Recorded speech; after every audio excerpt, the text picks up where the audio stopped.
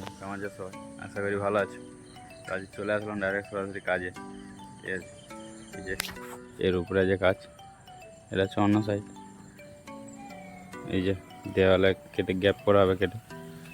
তো চলো শুরু করা যাক আজকের ভিডিও। তো বন্ধুরা কাটা শুরু করলাম, ঠিক আছে।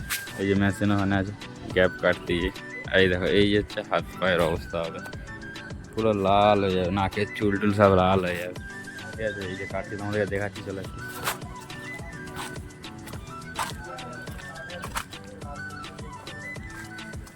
আচ্ছা এরকম করে কাটছি, চলো দেখা হচ্ছে কাটার শেষে, ঠিক আছে।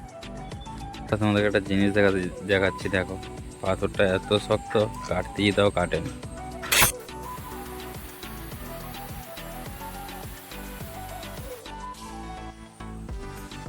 দেখলে শুধু কত শক্ত, কাটছেই না। এরকম ওই সাইডেও আছে, ঠিক আছে। দেখা যাক কত দূর কি কাটা যায়। বন্ধুরা সব কেটে নিলাম, ঠিক আছে। এই যে দেখো এই যে একটা গ্যাপ, এদিকে একটা ওদিকে একটা আছে, এরকম এরকম এরকম লম্বা স্প্যান পড়বে 5টা করে। আর সে রুমে, সেই ধারের একটা রুম আছে, সে রুমে 5টা, এই রুমে 5টা। কিচেনে 7টা আছে। তো এখানে আছে তোমার 1 2 4, এখানে আর অনেকগুলো আছে। এইরকম হচ্ছে স্প্যান ফেলা হয়। বিল্ডিংয়ের কাজে দেরি হয়, কিন্তু তোমার রুমের কাজে, মানে যাদের ঘরের কাজে এইভাবে তাড়াতাড়ি। এসব আগে স্প্যান, তারপর সব কাজ। কারণ খেতে যাবো, চলো খেয়ে এসে দেখাচ্ছি পরের কাজ। চলে আসলাম এখন কাজের শেষে। এই হচ্ছে আমাদের কাজ আছে সারাদিনে। এই যে সেদিকে স্প্যান উঠে গেছে চারদিকে, শুধু এটাই বাকি আছে। তো কাজের, বিল্ডিং কাজের আর এমনি পাবলিক কাজে তফাৎটা দেখো। বিল্ডিং কাজ হলে স্প্যান কত দেরিতে ওঠে, এটা আজকের কাজটা শুরু করলাম, আজকেরই স্প্যান উঠে গেছে, ঠিক আছে। এতে শর্ট কাজ, তো এতে খালি কার্লির উপরে গ্যাপ করো, ওটা স্প্যান তুলে দাও, ঠিক আছে। এই কাজ শর্টকাট, তাড়াতাড়ি হয়ে যায়।